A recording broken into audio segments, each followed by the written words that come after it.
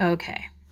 Now, before we go on any further, we've already talked about how to put the legs into the foam core example. Now, what I want to talk about now is if you're not using foam core and you're using cardboard that thick cardboard that's kind of laminated together with glue, and it's a little tougher to get through than the other alternative, the foam core. Now, I want you to notice something. This piece is the underside piece.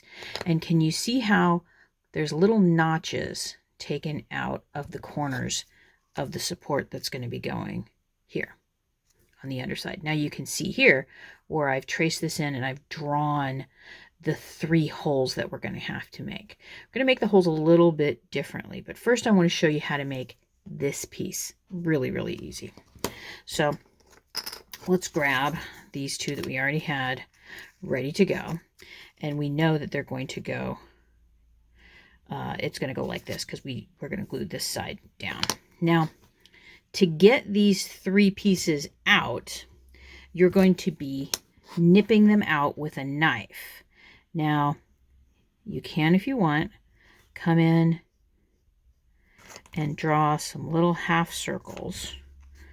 I need to take a little bit more off that edge. This little edge is poking up just a little bit. I can feel it when I started to draw. There we go. That's better. You can draw them in like this. And they look like little curves, but we're not going to cut little curves. What we're going to cut are tiny little squares. So I'm going to start with the first one. I've only got a tiny bit of my blade out. And I'm just going to go bite. And it's about a 2 millimeter cut. We're just cutting the corner off. And you want to make sure you get all the way through. This one, for some reason, didn't go all the way through. Because it looks like someone just came up and took a little chomp out of it. If I can get that to focus. There we go. And I'm going to do that on all 4 sides. I honestly think it's a little easier to do if you don't draw the little half circles. But that's just me being me. Now, you can see how tiny these little pieces are they're going to cut out. It kind of looks like a tiny little petit four. Okay, now you're thinking, that's really kind of square and gross. How do I get it nice like this, kind of rounded?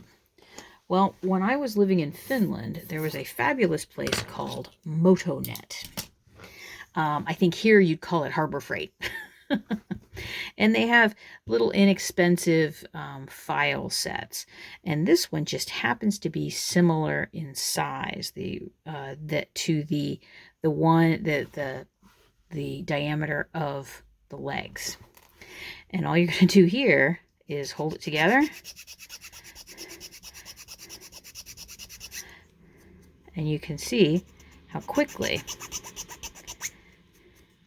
it starts to round out. Do the same thing over here.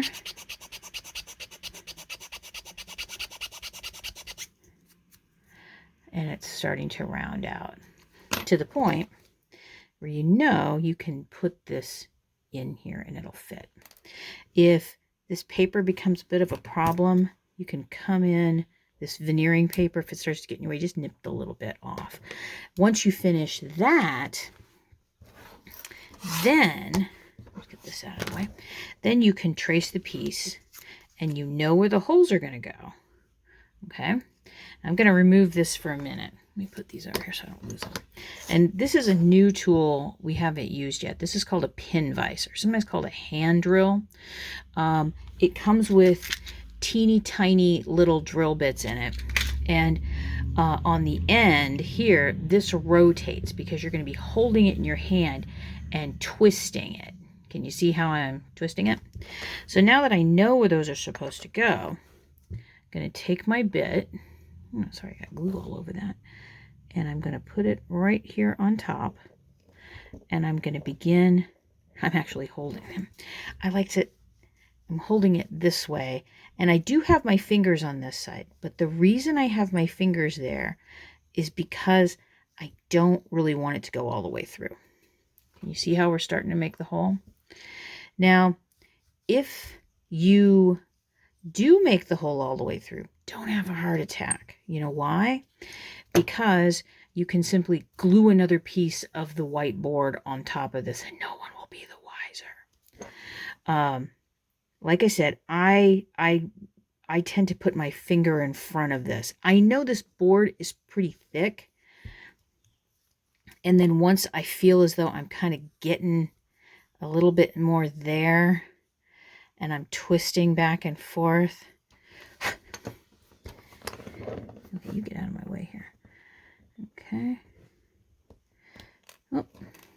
Now what may occur with this as well is you can see it's the same size. I don't want to go a size up on this drill bit. I could, because I've taken out this drill bit here. I do not want to go a size up because I want the hole that I'm making to fit tightly. So what you may need to do is go back and grab your knife. And you remember what we did on the other one? We came in and just took tiny little bites. Tiny little bites of that first layer of white board. And then you can have a nice little blade here. You can kind of dig a little bit. Put that down. There we go. And I can tell that I'm going to need to go deeper. I've gone through like the first layer. So I'm going to need to, I'm one of those people that's like, I'm not going to have a heart attack if I go through. But by the same token, you can hear me blowing these out. I'm going to go slow enough that I'm not going to hurt myself. Yeah, this feels like a better depth. I don't want to hurt myself because there's nothing worse than like slicing yourself really badly. There we go. That fits really nicely. Now remember, this piece is going to be going on. It's another surface that this is going to be glued to. And you're not going to be like setting your groceries on this chair.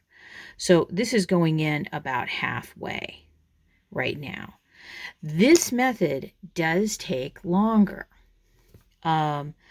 You can also use this tool on the other end to get in because it's also a rasper. And you can drill or go around and around a little bit. And you can see how it's pulling out some more cardboard. That can be done as well. However, this method's going to take a little longer than putting together this one with the foam core. And it's also, this is one of the reasons why it's so very important for this to be completely dry. Like I said, this has been dry for over 48 hours. So I know that there's nothing squishy in there. So that is how you drill the holes in this. And remember, take your time. You can also come in here with this, go around and around and around. And even if you really, really, really decide that you're just going to go all the way through, go all the way through. And then that just means you'll just have to pull the leg out a little bit more and glue some paper on the top of it, or glue, not paper, some cardboard on the top of it. And remember, you're also going to be putting some sort of fabric here, so no one's going to see any of that anyway. If there's anything I know, it's how to hide mistakes in your artwork. So that's how you make the holes here and how you create this piece out of cardboard using a couple of new tools, which I am going to add to the Amazon list just so you have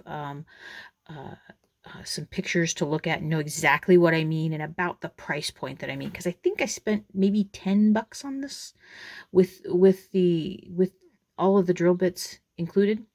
So you can check out the Amazon wish list that I made public so you can see what those are.